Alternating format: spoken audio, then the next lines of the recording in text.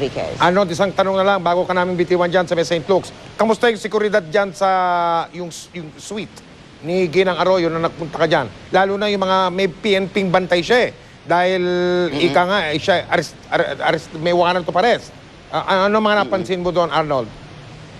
Well, dito naman, mahigpit yung seguridad. Dun, bago kami nakapasok doon sa presidential suite, merong mga 6 na pulis na nakahilera doon.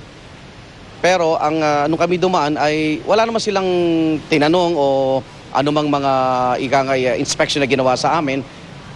Dahil ang alam nila ay isang dalaw lang ito. At bagamat nakita rin na nagkaroon ng mga panayam tayo, ay hinayaan naman tayo nitong mga bantay na nandito sa ospital. O sige Arnold, maraming salamat sa pagbabalita mo yan. Magandang gabi sa inyo dyan sa May St. Luke, sa May Taguig. At mga kapuso, mapapanood ko po muli ang buong-buo eksklusibo na panayam na yan ni Arnold Clavio kay dating Pangulong Gloria Macapagal Arroyo sa programang Tonight with Arnold Clavio. Bukas po yan, alas 10 ng gabi sa GMA News TV Channel 11. Samantala, nakapanayam din po sinabi naman ni Secretary Ricky Carandang ng Presidential Communications Development and Strategic Planning Office sa Malacanang. Sana raw ang maintindihan ni Ginang Arroyo na lahat tayo ay may pananagutan sa batas at idinadaan lang daw sa maayos na proseso. Nakapanayam din ng GMA News sina dating Pangulong Joseph Estrada at ang byuda ni Fernando Poe Jr.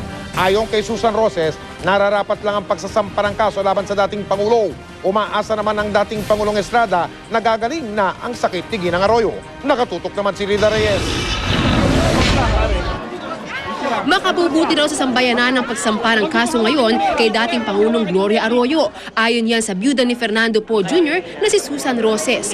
Kung tutuusin, hindi na raw sana aabot pa sa ganito ang sinapit ni Arroyo kung hinarap na niya ang mga isyu noong panahon pa ng kanyang administrasyon. Ito ay makabubuti para sa lahat, hindi lamang para sa mga nagsasampa ng demanda o ng reklamo, kung hindi para kay GMA din, para sa pamamagitan ng pamamaraan na naaayon sa batas ay mailagay niya sa wasto ang mga pag-aakala ng karamihan.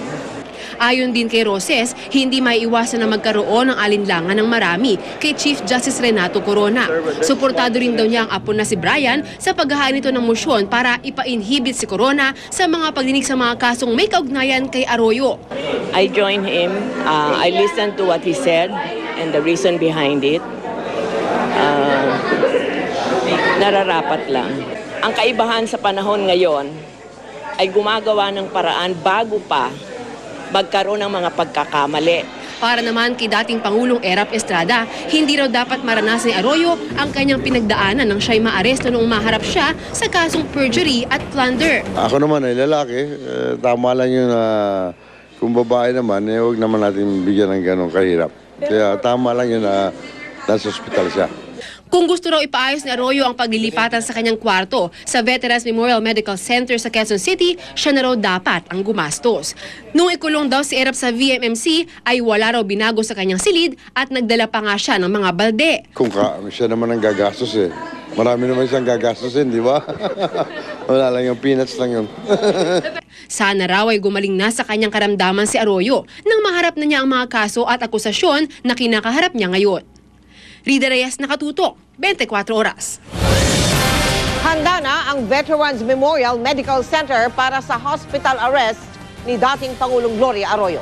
Mahigpit pa rin ang seguridad. Muli namang ininspeksyon kanina ng Pasay City Sheriff ng PNP at maging ng pamunuan ng ospital ang Presidential Suite ni Arroyo. Nakatutok live mula roon si Jamie Santo. Jamie.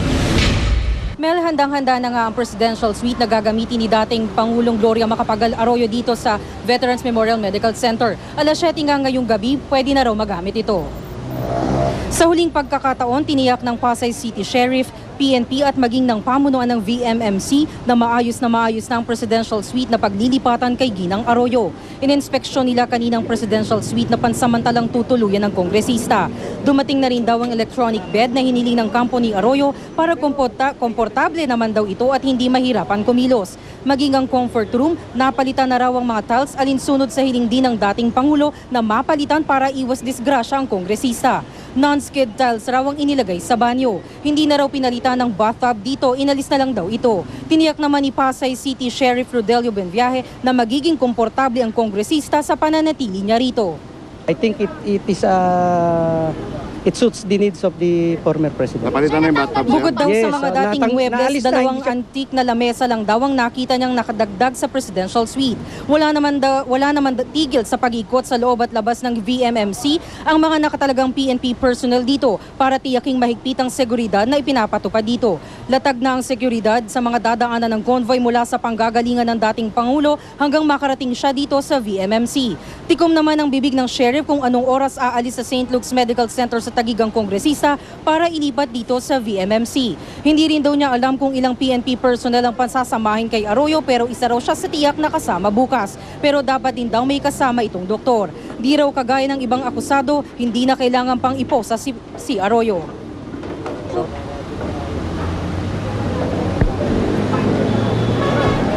If anybody is happy to see her in handcuffs, we should always remember that she holds one of the highest position of the land before, being a former president. It's not the person but the position she occupies before. So let's give her the dignity of her office. May mga konting pagwawalis at pagbabunas na lang daw ang ginagawa sa presidential suite at hindi pa rin daw nila pahihintulutang makagamit ng iba pang mga communication devices ang dating Pangulo kagaya ng unang utos. At yan ang latest mula dito sa Veterans Memorial Medical Center. Balik sa iyo, Mel. Maraming salamat sa iyo, Jamie Santos. Planchado na rin lahat ang mga kailangan gawin sa paglilipat bukas ni Pampanga Congresswoman Gloria Arroyo mula St. Luke's Medical Center dyan sa Taguig papuntang Veterans Memorial Medical Center sa lungsod ng Quezon. Mula sa magiging sasakyan ng dating Pangulo, ang ruta pati na seguridad, ang handang-handa na raw ang lahat.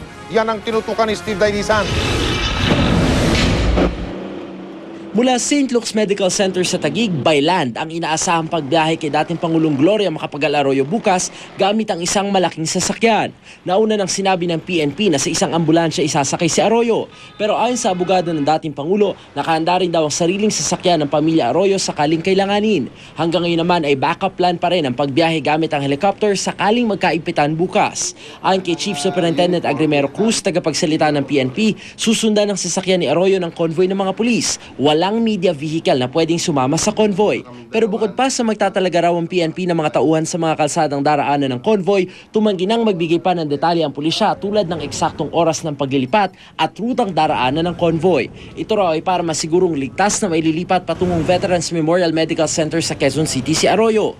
Katulong din ng PNP ang AFP-NCR Command sa plano. Wala naman daw silang namomonitor na banta sa seguridad ng dating Pangulo maliban sa mga protesta. Mahigpit din daw ang bili ni Pangulong Noynoy Aquino tiyaking maayos ang paglilipat sa dating Pangulo.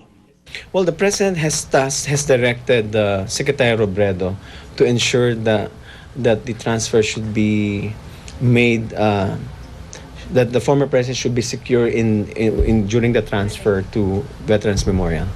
So Secretary Robredo will be making preparations and making sure that the transfer will be as smooth as possible.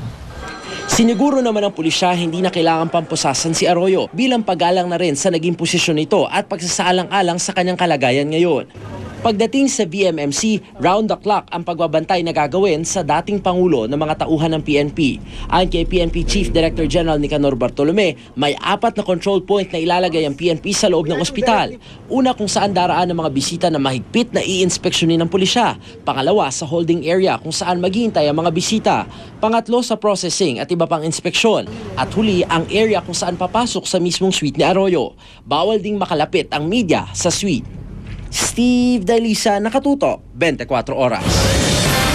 Sa ibang paksa sa balita, kahit may umapila ang gobyerno ng Pilipinas, ay tuluyan ang binitay kanina ang isang kababayan nating nahatulan sa kasong drug trafficking sa bansang China. Labis ang panlulumo ng kanyang mga kaanak at kaibigan sa kanilang bayan sa Bataan. Nakatutok doon live si Victoria Tulad. Victoria. Mel, hanggang sa huling sandali umasa ang mga kaanak ng binitay na Pinoy sa China na hindi matutuloy ang kanyang execution. Kaya naman magkahalong pagdadalamhati at galit ang kanilang nararamdaman ngayon. Hindi mapakali kanina ang mga kaanak at kaibigan ng 35 anyos na Pinoy na sinentensyang mamatay sa China habang hinihintay ang balita kung matutuloy ba ang kanyang execution. Sa kabila kasi ng hatol sa Pinoy na kamatayan sa pamamagitan ng lethal injection, umasa pa rin sila na magkakaroon ng milagro. Pero tuluyang namatay ang nalalabing pag-asa nang ianunsyo ni Vice President Jejomar Binay na patay na ang ating kababayan. Nanlumo at natulala na lang ang mga nagmamahal sa binitay na Pinoy. Sa kahilingan ng pamilya ng nahatulang Pinoy, hindi namin ipapakita ang mukha ng mga kaanak niya, maging ng kanyang mga kaibigan.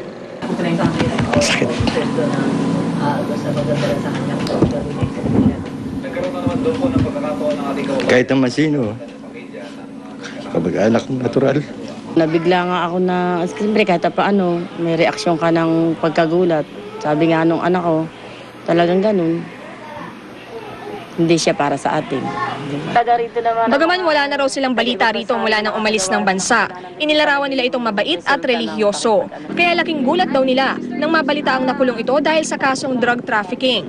Naranasan ko yung sinama niya ako sa Maynila.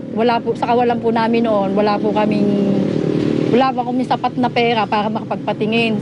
Nasama po ako sa kanya noon. Madami po kami noon, ilang barangay na siyang kasama namin. Pinatingnan po niya kami sa Maynila noon. Wala pong ganun. Pag sa gabi, nagsasariwa kami, namimili kami isda, nagmadal siya makapagbiruan niya. Masaya siyang kasama. Bandang alas 4 ng hapon, nagsama-sama ang ilang kaibigan, kabaryo at kaanak ng Pinoy para sa isang vigil. Hiling nila, agad na maiuwi ang bangkay nito. Sana, saan man siya naroroon, matanggap siya ng Panginoon natin. Kung ano man ang mga kasalanan niya rito sa lupa, mapatawad na siya.